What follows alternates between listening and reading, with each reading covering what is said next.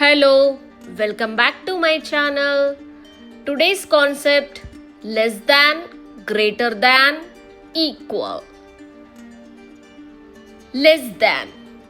Less than means a number is smaller than another number. Look at here, less than symbol. For example, 3 is less than 5. Here 10 is less than 15. 25 is less than 30. Look at this example with objects. 3 apples, 5 oranges.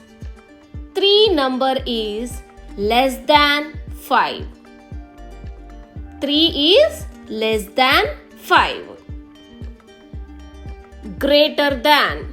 Greater than means a number is bigger than another number. Look at here, greater than symbol. For example, 7 is greater than 3. 12 is greater than 6. 18 is greater than 9. Look at here.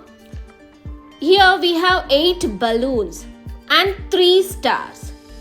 8 number is greater than 3 number.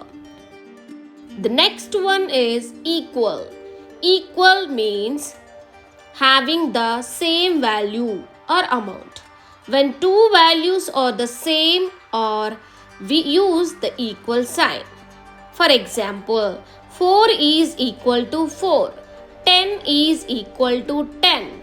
15 is equal to 15. Thank you for watching this video.